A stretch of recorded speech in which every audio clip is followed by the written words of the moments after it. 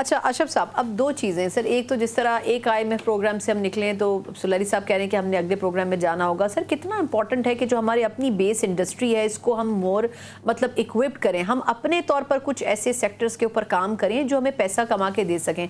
अभी हम पिछले घंटे में भी बात कर रहे थे कि प्राइवेटाइजेशन होनी चाहिए नहीं होनी चाहिए, तो उसमें हमारे एक पैनलिस्ट अर्जेंटीना की मिसाल दे रहे थे कि जी उन्होंने सब चीज़ें प्राइवेटाइज कर दी, उसके बाद भी वो IMF के पास सालों से जा रहे हैं।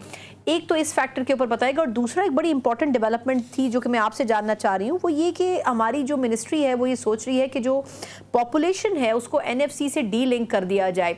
अगर ऐसा होता है तो क्या एक नई डिबेट चल पड़ेगी? ये दो क्वेश्चन है सर।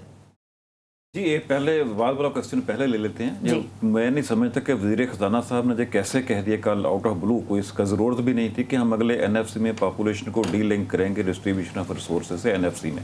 ये वज़ीर ख़जाना साहब के बस में नहीं, ना हो सकेगा। सबसे बड़ा सूबा है पंजाब। अभी इकॉनमी से हट के बात हो जाएगी, फेडरल गवर्नमेंट से nobody dares to call to Punjab government. किसी में इतनी हिम्मत नहीं है कि पंजाब गवर्नमेंट को कॉल कर ले किसी भी काम के लिए।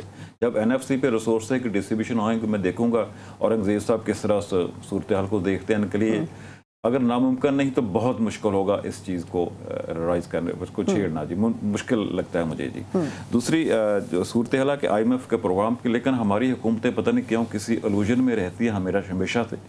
यूनुस डागा साहब अगर हमें सुन रहे हैं, जब IMF का प्रोग्राम आखिरी टाइम ख़त्म हुआ था ना सर, 30 अक्टूबर 2016 था।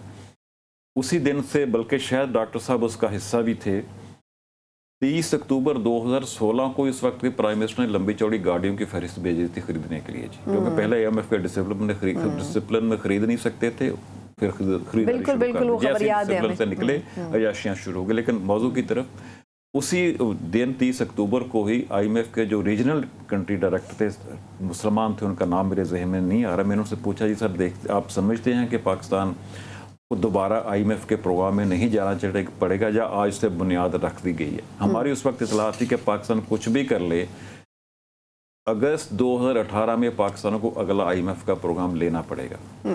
बाद में वही हुआ, इमरान खान गवर्नमेंट आई, बड़े अरसे कहते रहे कि नहीं लेना, लेकिन लेना पड़ा। फिर PTI की गवर्नमेंट आई, उसमें हमने और गलतियां की, देर की।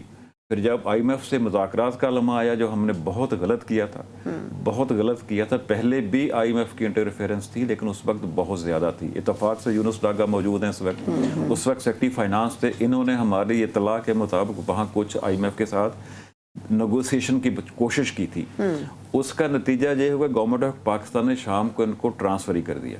सर वो किस्सा इन्होंने भी सुनाया, लेकिन हम तफसीलन जरूर इसको मजीद डिग आउट करेंगे। सर ने बताया, लेकिन वो उस पे जो इतने बदल हुए, इनको पसंद नहीं है किस तरह IMF ने इसको डिक्टेट किया, उसको हुकूमत पाकिस्तान उसको सपोर्ट किया। इन्होंने जॉब से रिजाइन कर दिया, नौकरी छोड़ के चले गए थे। तफसील इनसे पूछ लेंगे। लेकिन बात यह है कि हमने ग्रेजुअली IMF को बहुत ज़्यादा स्पेस दे दी, उनके सामने बैठ के मुज़ाकरात नहीं किए, डिस्कस नहीं किए, आर्गूमेंट नहीं किया।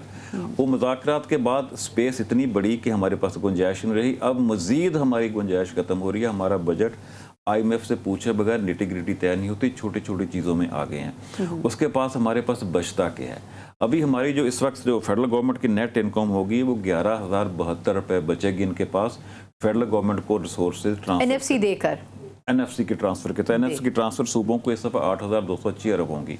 बाकी हुकूमत फेडरल गवर्नमेंट के पास बचेंगे 11,072 अरब रुपए। जी उसमें से हमने 8 जो सूद की अदायगी करनी है वो 8,207 अरब रुपए करनी है।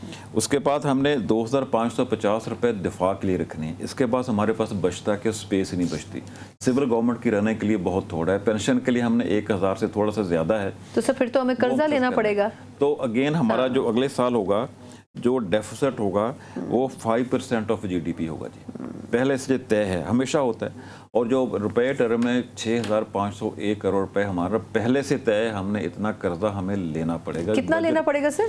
6,501 रुपए का डेफिसिट, 6,500 अरब रुपए का कर्जा, 6,501 करोड़ रुपए का डेफिसिट होगा। कैसे पूरा करना है? अब फेडरल गवर्नमेंट या तो हमारी इनकम इतनी बढ़ जाए, हमारी तजारत इतनी बढ़ जाए, हमें उससे सेविंग को जो नहीं बढ़ती, हम तो हमेशा तजारती खुसारे में जाते हैं, या हमें रेमिटेंसेस एक बहुत बड़ा हमारे पास एक टूल है। इस दफ़ा शायद रिकॉर्ड उसमें पैसे आएंगे, $39 बिलियन तक चले जाएंगे, लेकिन वो भी कबल अज़ वक्त तक कहना कितने आते हैं कि नहीं करते।